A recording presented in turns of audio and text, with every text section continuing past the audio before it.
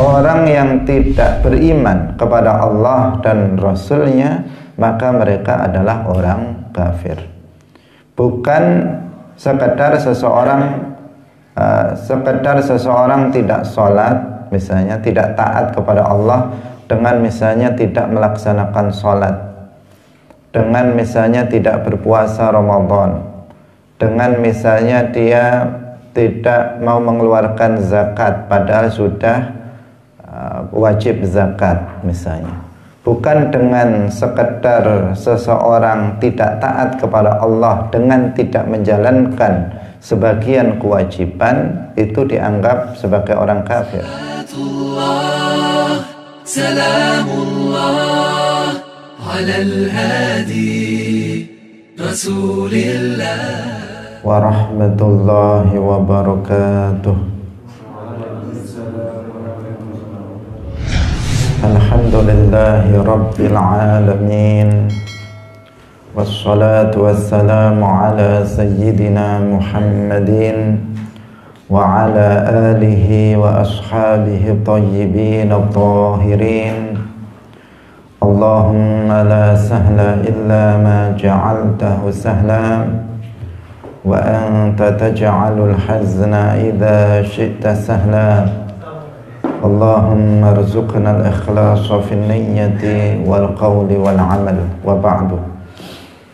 Ila nabiyil mustafa sallallahu alaihi wasallam wa ikhwanihi minal anbiya'i wal mursalin wa syuhada'i was salihin, khususan ila sultanil awliya Syekh Abdul Qadir Al-Jilani wa Syekh Ahmad Ar-Rifa'i wa Syekh Baha'iddin An-Naqsyabandi wa Syekhina Abdullah Al-Harari wa ila arwahi muassisi jam'iyyati Nahdlatul Ulama Syekh Muhammad Hashim Ash'ari wa Syekh Bisri Sansuri wa Syekh Abdul Wahab Hasbuh wa ila arwahi jami'i ahli al-qubur minal muslimin wal muslimat wal mu'minin wal mu'minat min masyariqil ardi ila magharibiha, khususan ila arwahi abaina wa ummahatina wa ajdadina wa jaddatina wa masyayikhina wa masyayikhi masyayikhina. Al-Fatihah. A'udzu billahi minasy syaithanir rajim. Bismillahirrahmanirrahim. Alhamdulillahi rabbil alamin, ar-rahmanir rahim, maliki yaumiddin, iyyaka na'budu wa iyyaka nasta'in, ihdinas siratal mustaqim, siratal ladzina an'amta 'alaihim ghairil maghdubi 'alaihim waladdallin. Amin. Hadirin hadirat kaum muslimin muslimat, pemirsa Madu TV rahimakumullah. Alhamdulillah, puji syukur marilah kita sampaikan kepada Allah Subhanahu wa ta'ala atas nikmat-nikmatnya, rahmatnya, taufiknya. Pagi hari ini kita dapat kembali bersama dalam pengajian tafsir ayat-ayat akidah. Semoga kebersamaan kita pagi hari ini bermanfaat bagi kita fid dunya wal akhirah. Amin ya rabbal alamin. Salawat dan salam semoga tetap terlimpahkan kepada Nabi Agung, makhluk termulia, Nabi Muhammad sallallahu alaihi wasallam, para sahabatnya, keluarganya, serta seluruh umat Islam yang mengikuti beliau ila yaumil qiyamah. Hadirin hadirat rahimakumullah, mari kita mengikhlaskan niat kita lillahi ta'ala, karena hanya dengan niat yang ikhlas maka amal soleh yang kita lakukan insyaallah akan diterima dan berpahala indallah. Pagi hari ini kita akan membahas penafsiran Al-Quran surat Ali Imran ayat 32. Masih terkait dengan masalah iman kepada Allah dan Rasulnya. Qala Allah Ta'ala, Qul ati'u Allah war rasula fa in tawallaw fa inna Allah la yuhibbul kafirin. Qul ati'u Allah war rasul fa in tawallaw fa inna Allah la yuhibbul kafirin. Katakanlah ati'u Allah, katakanlah wahai Muhammad, ati'u Allah, taatlah kalian kepada Allah dan Rasul, yaitu dengan beriman kepadanya. Fa in tawallaw, apabila mereka berpaling dari beriman kepada Allah dan Rasulnya, fa innallaha la yuhibbul kafirin, maka sesungguhnya Allah itu tidak mencintai orang-orang yang kafir. Hadirin hadirat rahimakumullah, ayat ini menjelaskan kepada kita tentang kewajiban untuk beriman kepada Allah dan Rasulnya. Ati'ullah wa ati'ullah war rasul, taatlah kepada Allah dan Rasul. Yang dimaksud di sini, yang dimaksud dengan taat dalam ayat ini adalah dengan beriman kepada Allah dan Rasulnya. Nah, yang dimaksud begitu. Kenapa? Karena pada kelanjutan ayatnya disebutkan fa in tawallaw fa innallaha la yuhibbul kafirin, yang menunjukkan bahwa orang yang tidak beriman kepada Allah dan Rasulnya, maka mereka adalah orang kafir. Bukan sekedar seseorang tidak sholat, misalnya tidak taat kepada Allah dengan misalnya tidak melaksanakan sholat, dengan misalnya tidak berpuasa Ramadan, dengan misalnya dia tidak mau mengeluarkan zakat padahal sudah wajib zakat misalnya. Bukan dengan sekedar seseorang tidak taat kepada Allah dengan tidak menjalankan sebagian kewajiban itu dianggap sebagai orang kafir. Tetapi seseorang yang tidak beriman kepada Allah dan Rasulnya, maka mereka adalah orang-orang yang kafir. Hadirin hadirat rahimakumullah.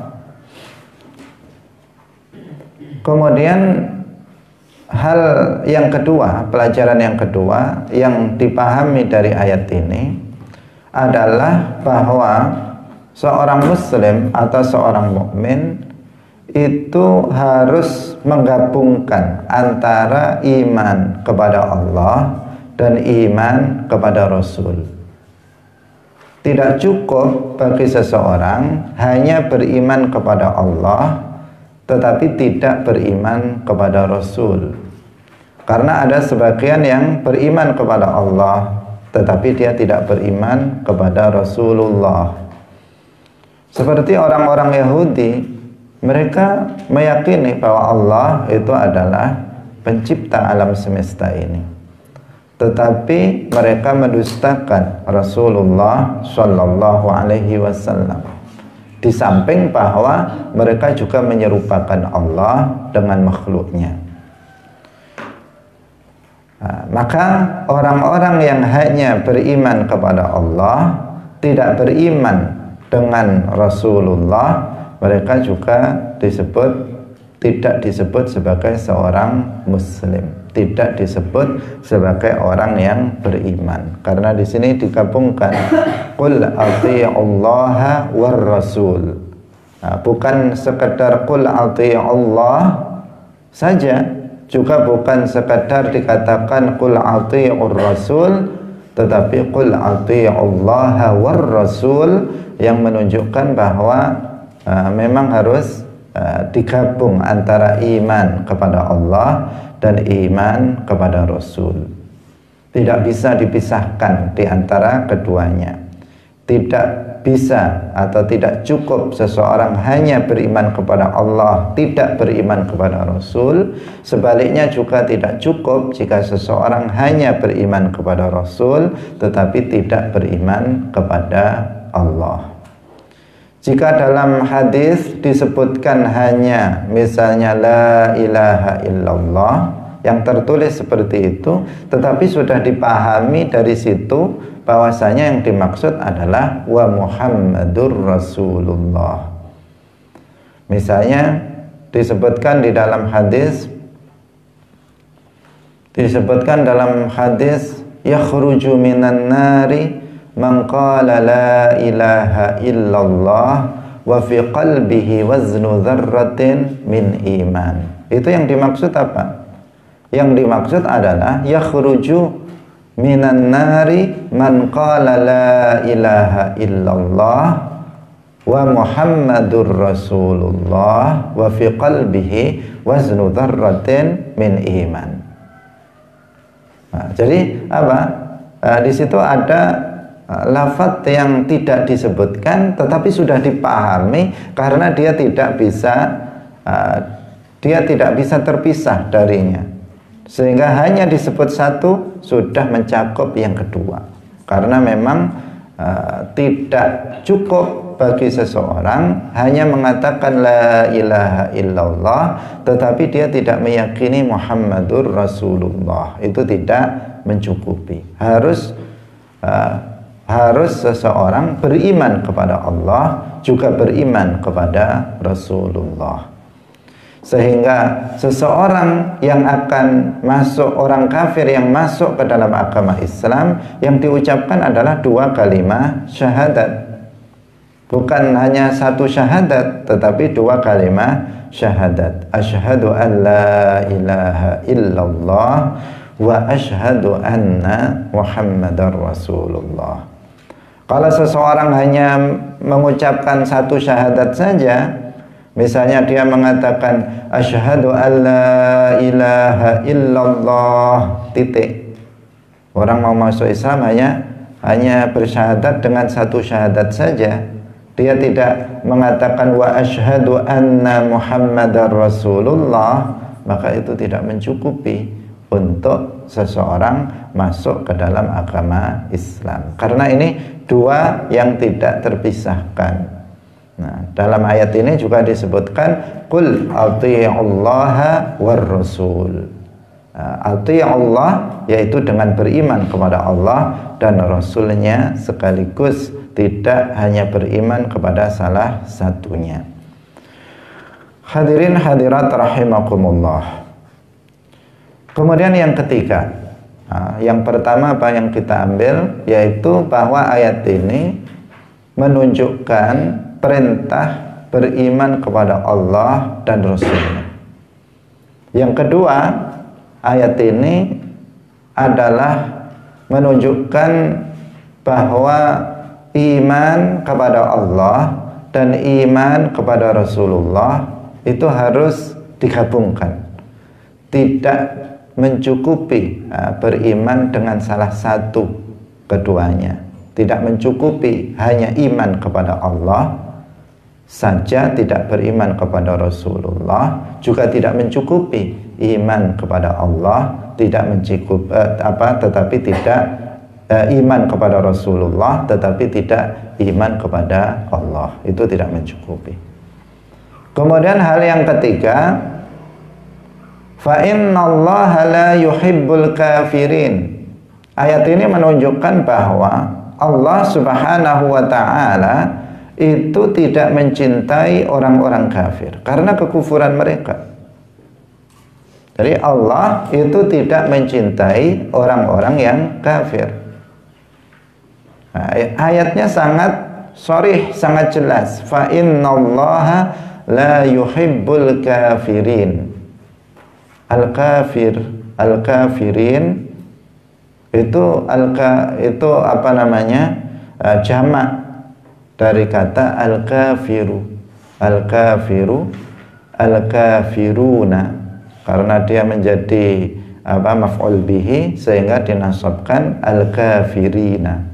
Nah, jadi al-kafiruna jamak dari al-kafir, dan itu adalah isim fa'il dari kafara yakfuru kufran fahuwa kafirun, artinya orang yang kafir.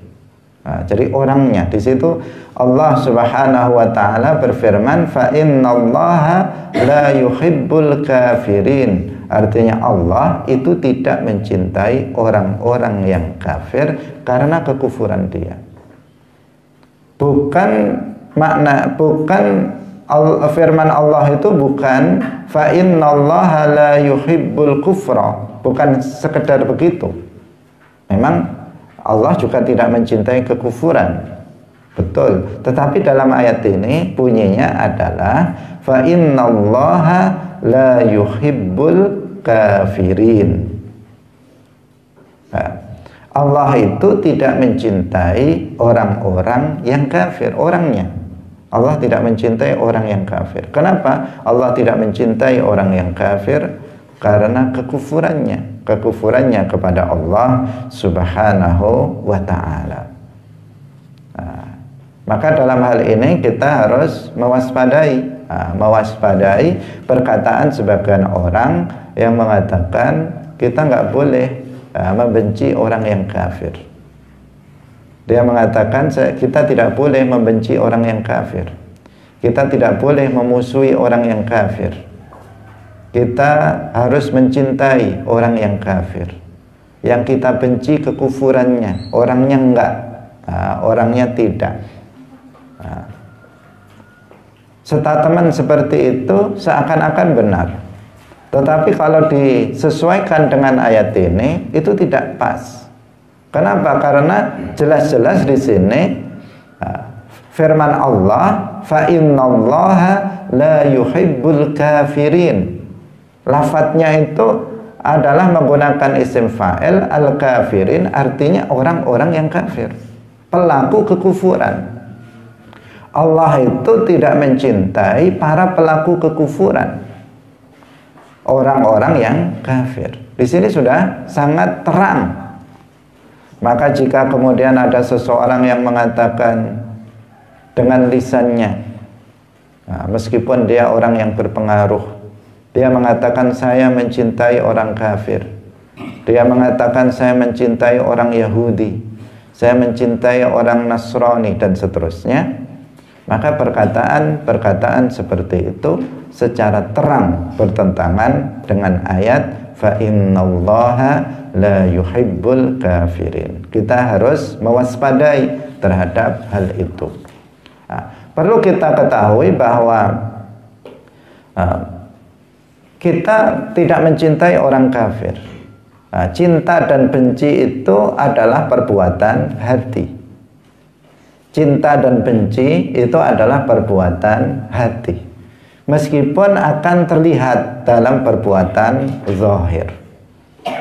Namun perlu kita pahami bahwa benci terhadap orang kafir, tidak mencintai orang kafir, itu bukan berarti larangan bagi seseorang untuk berteman dengan orang kafir.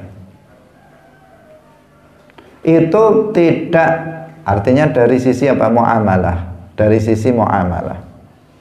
Tidak berarti seseorang itu, seorang muslim itu haram hukumnya untuk bergaul, untuk bermuamalah dengan orang kafir. Tidak berarti seperti itu. Karena kebencian ataupun ketidakcintaan itu di dalam hati. Dia dalam hatinya nggak senang dengan orang kafir. Tetapi dari sisi pergaulan dengan orang yang kafir, maka itu diperbolehkan sepanjang seseorang itu tidak menganggap kekufuran itu sebagai sebuah kebaikan, tidak menganggap kekufuran sebagai keimanan, selama dia tidak mendukung kekufuran yang dilakukan oleh orang yang dia bersamanya. Nah, selama seperti itu, maka itu tidak masalah. Tetapi ketika seseorang misalnya berteman dengan orang kafir, tetapi dia bertemannya apa? Kebablasan, dengan menganggap bahwa kekufuran yang mereka lakukan itu sebagai sesuatu yang baik. Bahkan dia mendukung kekufuran yang dilakukan oleh temannya itu, maka di sini menjadi masalah. Menjadi masalah. Misalnya temannya mau pergi ke tempat ibadahnya, kemudian dia bilang, ayo saya bonceng, yuk saya antarkan ke sana. Padahal dia mau beribadah kepada selain Allah. Dia menawarkan, ayo daripada jalan kaki saya bonceng biar cepat sampai. Seakan-akan dia di sini apa, seakan ayo biar cepat kamu nyembah selain Allah. Seakan-akan kan seperti itu, dia mendukung. Nah, kalau sampai pada hal yang seperti itu, maka di sini jelas ini tidak diperbolehkan. Bahkan bisa menyebabkan seseorang jatuh kepada kekufuran. Karena ar-ridha bil kufri kufrun, bukan kekufuran, hukumnya adalah kufur. Nah, sehingga nggak boleh seseorang, meskipun seseorang bergaul dengan non-muslim, tetapi pergaulannya jangan sampai ada ridho dalam hati terhadap kekufuran orang lain. Jangan sampai seseorang membantu orang lain itu dalam kekufuran.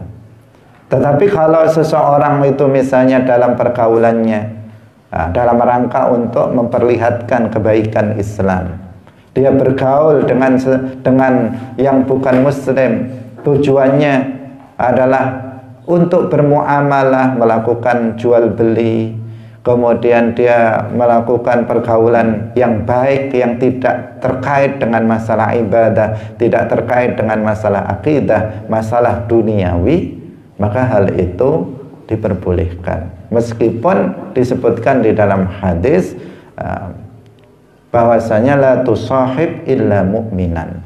Sebaiknya kalau seseorang itu berteman dengan orang yang mukmin. Kenapa? Karena akan lebih menjamin keselamatan seseorang, keimanan seseorang.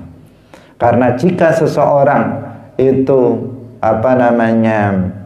berteman dengan yang non-muslim, dikhawatirkan jika keimanan dia masih lemah, maka ada misi orang tersebut untuk mengajak dia masuk ke dalam agama dia dan keluar dari Islam. Maka di sini letak bahayanya, sehingga disebutkan dalam hadis la tusahib illa mu'minan wa la ya'kul ta'amaka illa taqiyyan.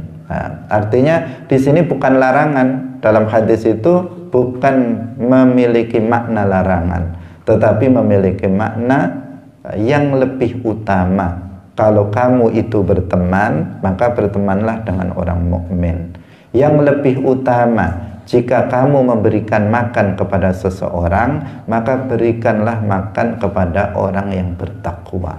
Kalau kita mau bersedekah, maka yang lebih utama sedekahlah kepada orang yang soleh. Meskipun boleh kita bersedekah kepada orang fasik, boleh. Tetapi jika ada dua orang, yang satu sama-sama miskin, yang satu miskin fasik, yang satu miskin soleh, maka mana yang kita utamakan untuk kita beri sedekah? Orang miskin yang soleh, itu yang lebih utama dalam masalah ini. Dalam berteman juga begitu. Sebaiknya kalau berteman itu dengan orang mukmin. Tetapi jika seseorang kemudian berteman dengan selain mukmin dalam rangka untuk bermuamalah dalam urusan duniawi, dalam rangka untuk memperlihatkan akhlak Islam kepada mereka, dalam rangka untuk dakwah, maka hal itu tentu tidak dilarang. Rasulullah juga bergaul dengan orang-orang kafir dalam urusan duniawi, dan banyak orang yang kemudian masuk ke dalam agama Islam karena melihat akhlak yang mulia yang ditunjukkan oleh Rasulullah Shallallahu Alaihi Wasallam. Nah, di sini kita harus berhati-hati. Nah, tetapi dalam hati kita, seandainya kita itu bergaul dengan orang yang bukan Muslim, bergaul dengan orang yang bukan Muslim, dalam hati kita itu tetap tidak ridho dengan orang tersebut karena kekufuran yang mereka lakukan. Karena apa?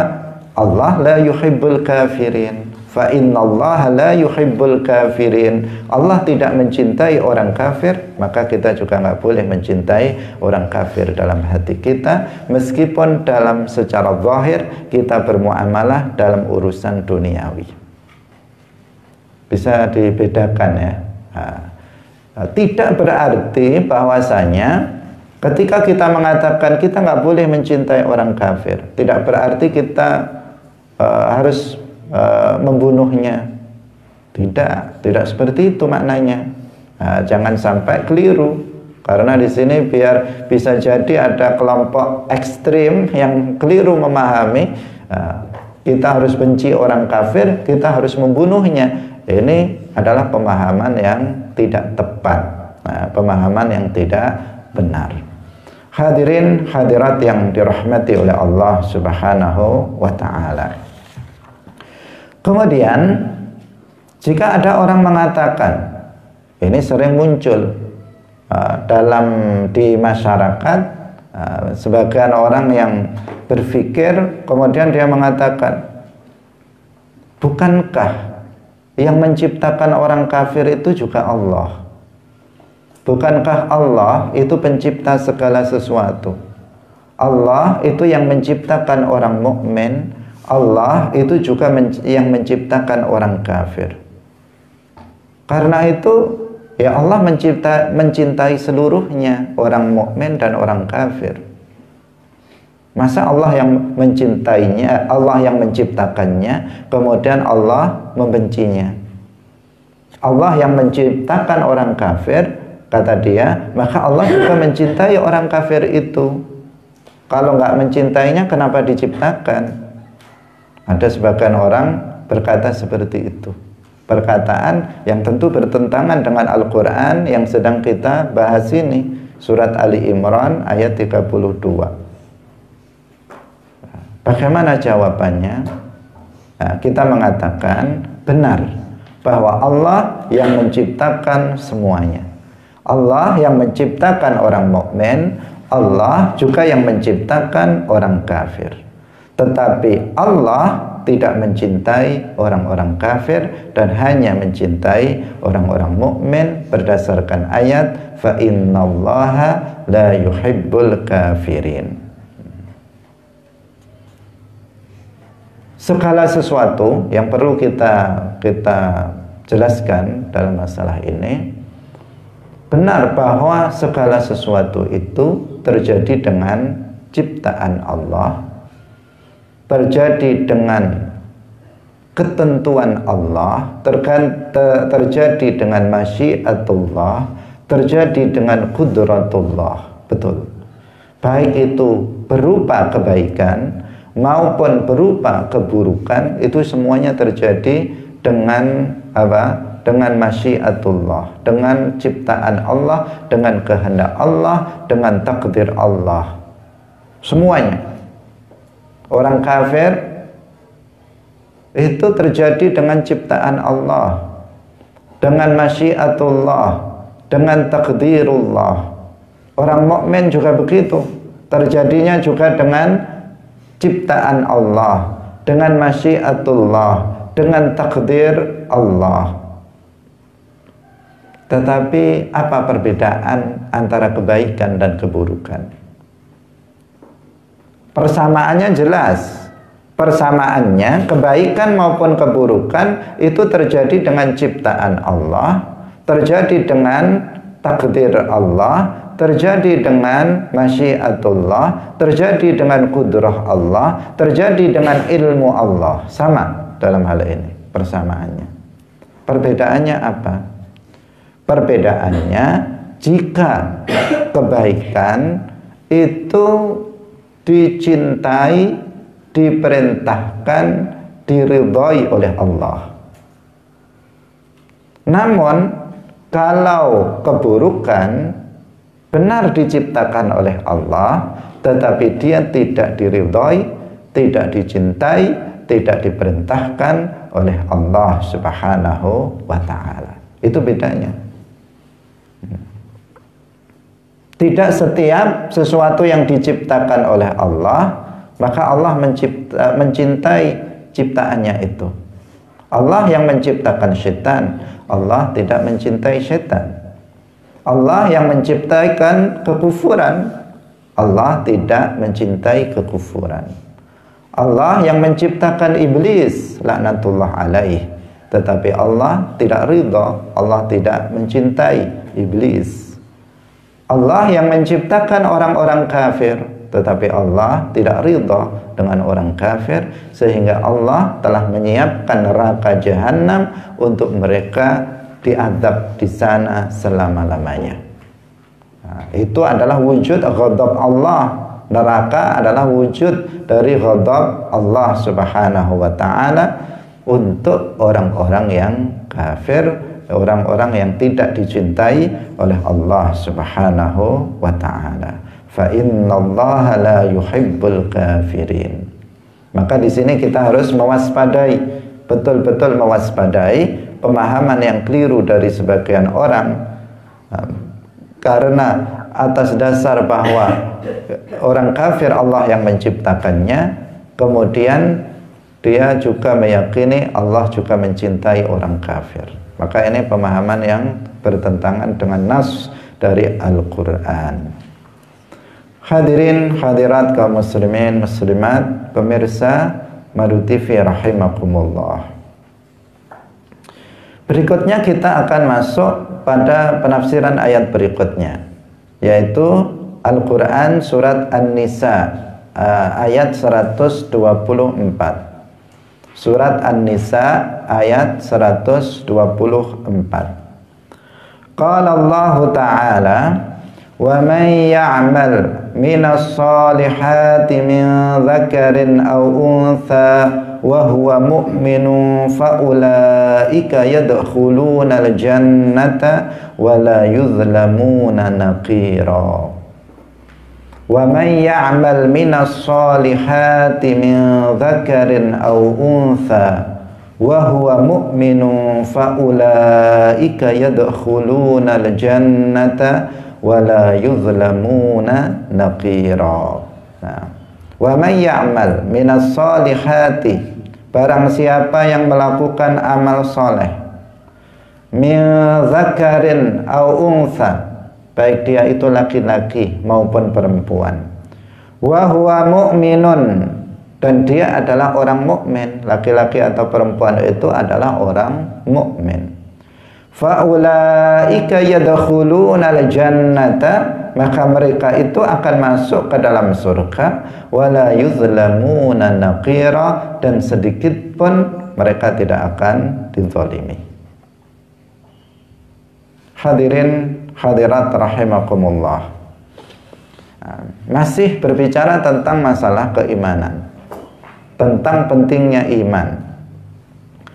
Ayat ini menjelaskan kepada kita bahwasanya salah satu syarat diterimanya amal soleh itu harus dilakukan oleh seorang mukmin.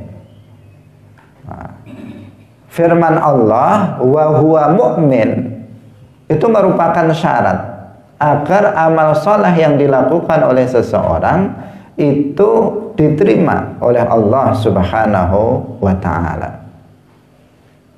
Wa may ya'mal minas salihati min dzakarin aw untha wa huwa mu'min, syaratnya dia adalah seorang mukmin, maka mereka akan masuk surga dan sedikit pun tidak akan dizalimi. Hadirin hadirat yang dirahmati oleh Allah Subhanahu wa ta'ala.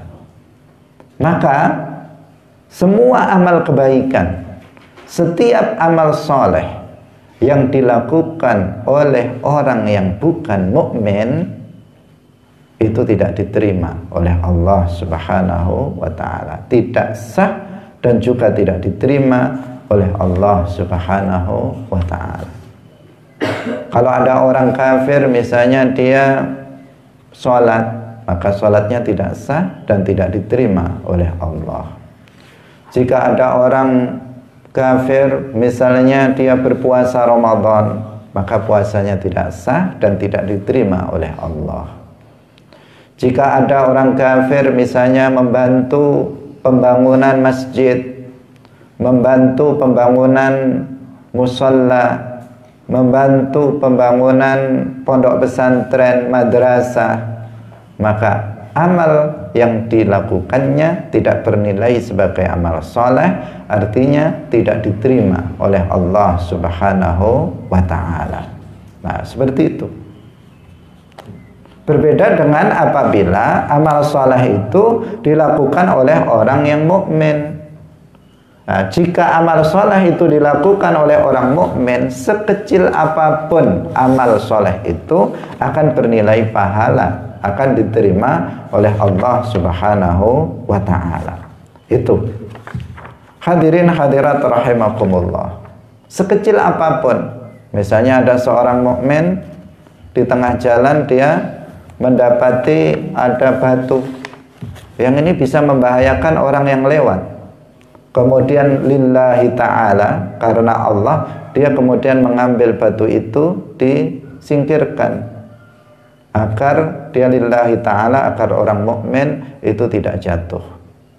Karena Allah dia melakukannya, maka dia mendapatkan pahala.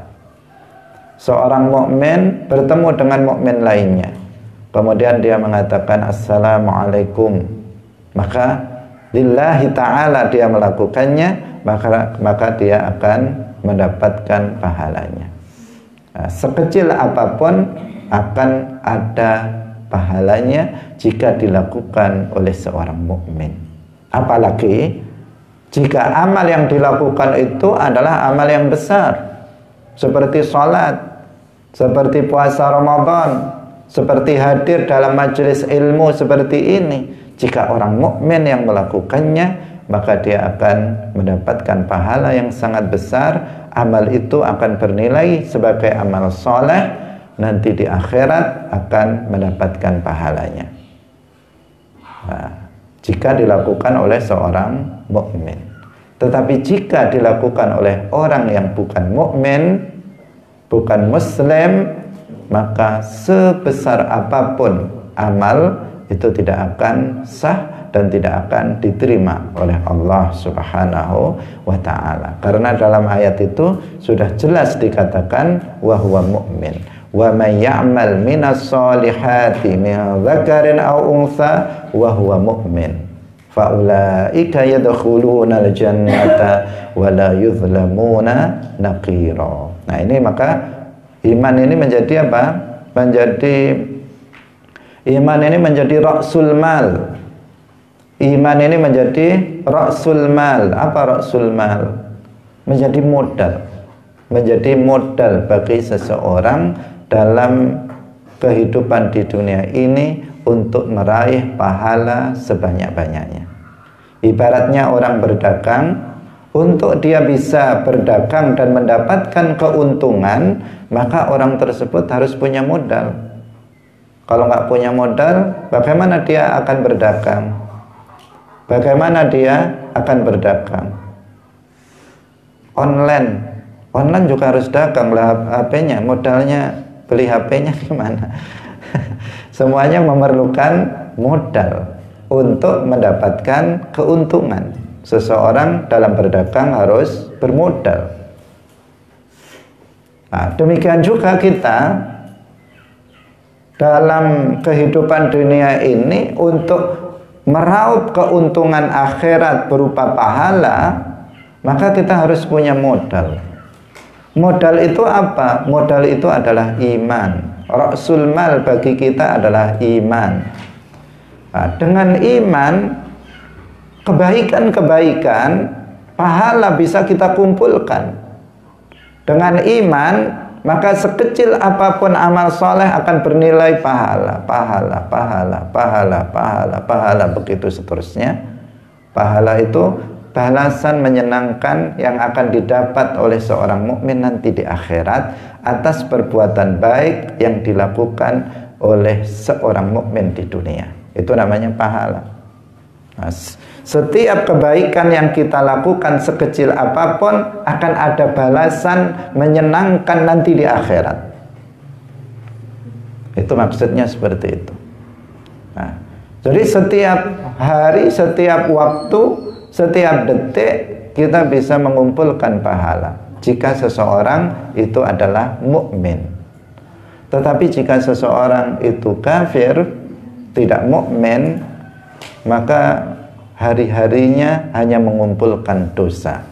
Hari-harinya hanya mengumpulkan dosa dan dia tidak pernah mengumpulkan kebaikan sama sekali. Karena itu ketika amal seorang kafir nanti di akhirat itu ditimbang, di mizan, maka timbangan yang satu itu kosong, nggak berisi. Timbangan neraca, timbangan yang digunakan untuk meletakkan amal kebaikan itu kosong. Sementara timbangan neraca, timbangan yang untuk keburukan penuh. Nah, sehingga mereka langsung masuk ke neraka. Berbeda dengan orang mukmin. Orang mukmin, seburuk-buruknya orang mukmin, maka nanti ketika amalnya ditimbang, maka di sebelah yang berisi kebaikan itu tetap ada isinya. Karena seorang mukmin dengan imannya saja, dengan kalimat la ilaha illallah Muhammadur Rasulullah, itu sudah menjadi amal kebaikan yang luar biasa besarnya. Nah, itu jika mukmin. Hadirin hadirat rahimakumullah. Maka iman itu begitu penting. Islam itu begitu penting bagi seorang muslim. Dia adalah ra'sul mal, dia adalah modal bagi seseorang untuk meraih keselamatan dan kebahagiaan nanti di akhirat, karena akan mendapatkan pahala atas setiap amal yang dilakukannya. Sehingga dalam masalah ini Al-Imam Al-Ghazali radhiyallahu anhu, pengarang kitab Ihya Ulumuddin, beliau mengatakan la tasihhul ibadatu illa ba'da ma'rifatil ma'bud. Nah, la tasihhul ibadatu, tidak sah suatu ibadah illa ba'da ma'rifatil ma'bud, kecuali setelah mengenal Allah yang disembah. La tasihhul ibadatu, tidak sah suatu ibadah illa ba'da ma'rifatil ma'budi, kecuali setelah mengenal al-ma'bud, yaitu Allah yang disembah. Nah, seseorang menyembah Allah, maka seseorang harus mengenal Allah, zat yang disembahnya, untuk kemudian itu sah ibadahnya. Dan ini sesuatu yang logis, sesuatu yang masuk akal. Bagaimana seseorang menyembah Allah tetapi dia tidak mengenal Allah, tidak beriman kepada Allah? Apakah bisa sah? Ya tidak sah dan tidak akan mungkin diterima. Seseorang beribadah kepada Allah, maka seseorang harus mengenal yang diibadahi. Seseorang menyembah Allah, maka seseorang harus mengenal yang disembahnya, yaitu Allah Subhanahu wa ta'ala, agar amal yang dilakukannya itu sah dan diterima oleh Allah Subhanahu wa ta'ala. Disebutkan dalam sebuah hadis, suatu ketika ada seorang laki-laki, ini dalam sebuah peperangan. Seorang laki-laki bertopeng besi. Dia memakai topeng besi yang menunjukkan bahwa dia siap untuk berperang. Artinya dia menggunakan menggunakan pakaian perang di saat peperangan akan dimulai. Nah, kemudian orang ini datang kepada Nabi. Allah memberikan petunjuk kepadanya untuk bertanya kepada Rasulullah Shallallahu Alaihi Wasallam. Laki-laki ini berkata kepada Nabi, "Ya Rasulullah, uqatilu au uslimu." Wahai Rasulullah, aku ini langsung perang saja atau saya masuk Islam? Nah, dia karena dikehendaki Allah kebaikan, sehingga Allah memberinya petunjuk untuk bertanya dulu kepada Rasulullah Shallallahu Alaihi Wasallam. Karena ada sebagian yang mereka tidak diberi petunjuk untuk bertanya, sehingga mereka langsung ikut perang, membantu umat Islam padahal dia orang yang kafir. Tetapi untuk orang ini, dia mendapatkan petunjuk sehingga meskipun dia sudah siap, dia sudah memakai topeng besi, sudah memakai pakaian perlengkapan perang, tetapi dia mendapatkan petunjuk dari Allah untuk tanya dulu kepada Nabi. Datang kepada Nabi bertanya, "Wahai Rasulullah, uqatilu au uslimu?" Wahai Rasulullah, saya berperang atau saya masuk Islam? Qala, kemudian Rasulullah menjawab, "Aslim thumma qatil." Kamu masuklah Islam dulu, kemudian kamu berperanglah. Nah, jawaban Nabi apa? Aslim thumma qatil. Kamu masuklah Islam dulu, kemudian kamu berperanglah. Fa'aslama. Kemudian laki-laki ini masuk Islam, thumma qatala. Kemudian dia ikut berperang. Kemudian fakutila. Ternyata dalam peperangan itu dia terbunuh. Nah, fa'aslama thumma qatala fakutila. Kemudian dia terbunuh dalam peperangan tersebut. Nah, kemudian Rasulullah Shallallahu Alaihi Wasallam mengetahui hal itu, beliau bersabda, "Amila qalilan wa ujira katsiran." Amila qalilan wa ujira katsiran. Dia beramal sedikit, amila qalilan, dia beramal sedikit, hanya jihad saja. Dia belum pernah sholat 5 waktu, dia belum pernah berpuasa Ramadan, dia belum pernah melakukan kebaikan-kebaikan, kewajiban-kewajiban yang lain. Karena dia masuk Islamnya pas apa? Mau perang. Begitu mau perang, membaca 2 kalimat syahadat, langsung berangkat perang. Kemudian mati di situ, berarti belum banyak dia beramal kebaikan. Tetapi kata Nabi apa? Amila qalilan, dia masih beramal dengan amal yang sedikit, tetapi wa ujira katsiran, dia diberi pahala yang banyak. Kenapa? Karena dia sudah masuk Islam, karena dia sudah beriman. Islam dan iman itu sama, artinya Islam dari sisi bahasa berbeda, tetapi Islam itu tidak terpisahkan dari iman. Iman itu Islam, Islam itu iman, mukmin itu muslim, muslim itu mukmin. Insya Allah nanti ada ayat khusus yang akan kita bahas terkait dengan masalah iman, hubungan iman dan Islam. Hadirin hadirat yang dirahmati oleh Allah Subhanahu wa ta'ala. Karena itulah maka iman ini harus dipertahankan. Ini rasul mal kita. Ini adalah modal kita untuk melakukan kebaikan-kebaikan. Ini adalah modal kita untuk mengumpulkan pahala demi pahala sebanyak-banyaknya.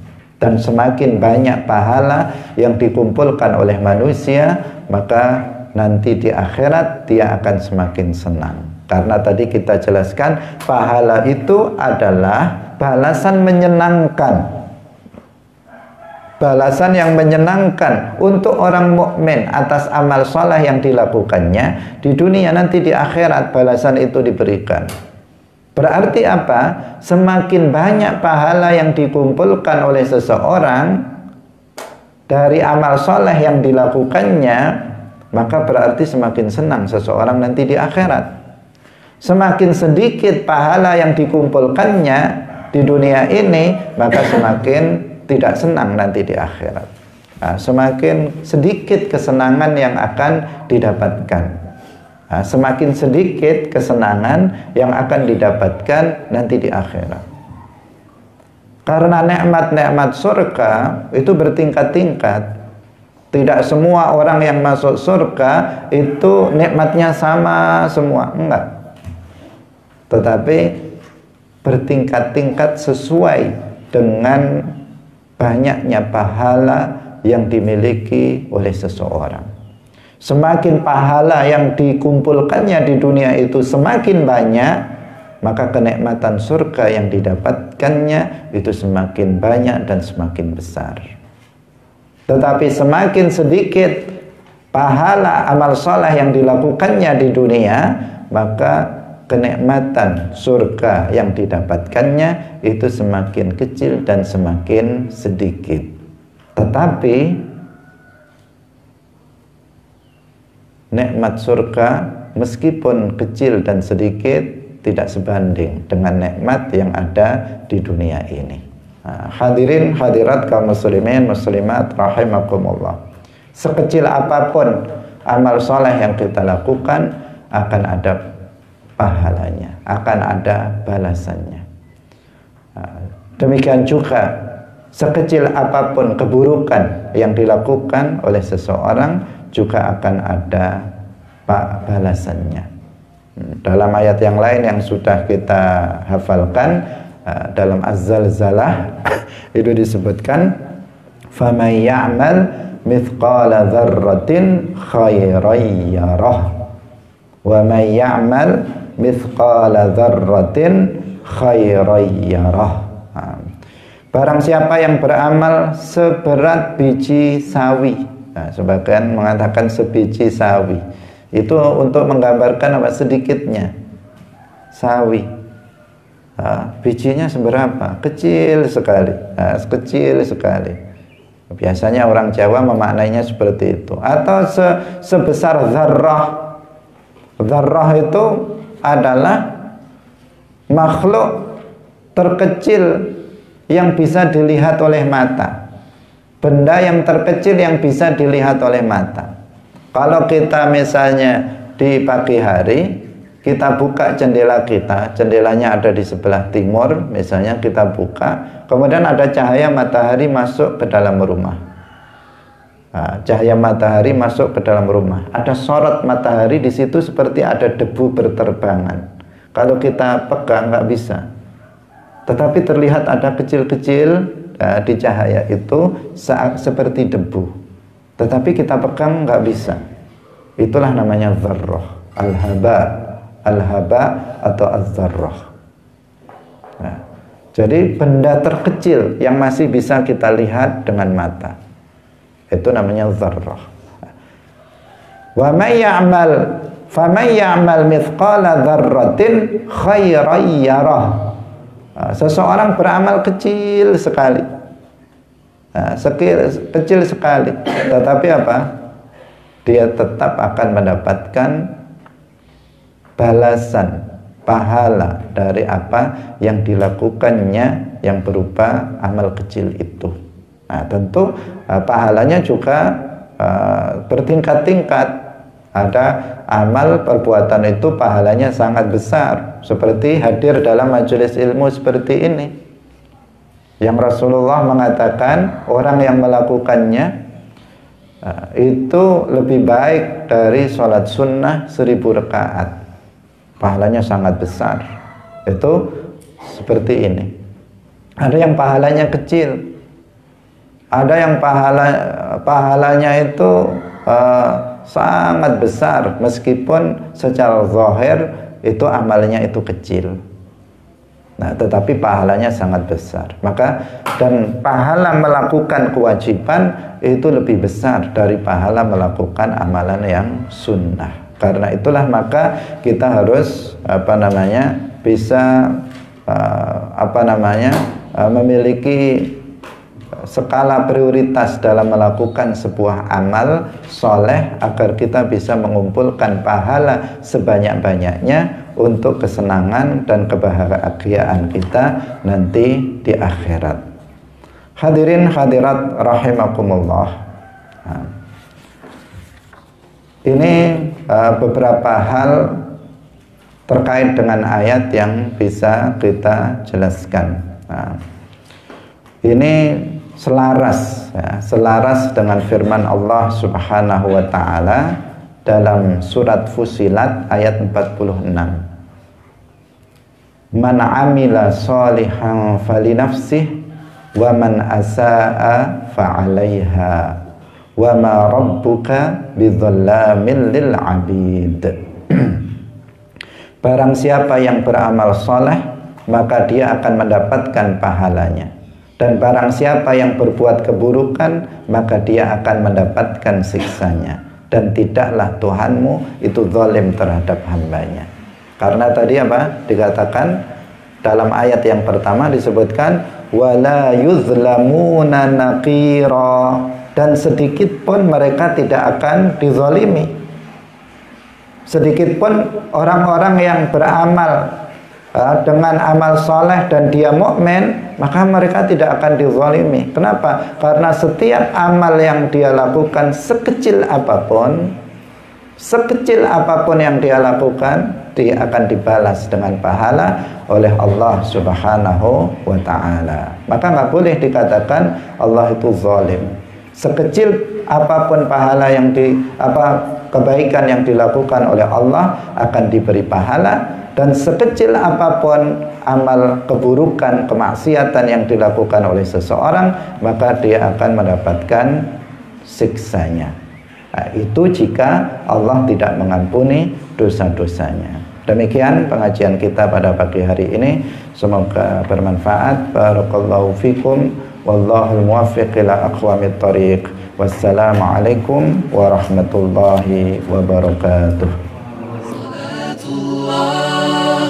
Salamullah ala al-hadi Rasulillah.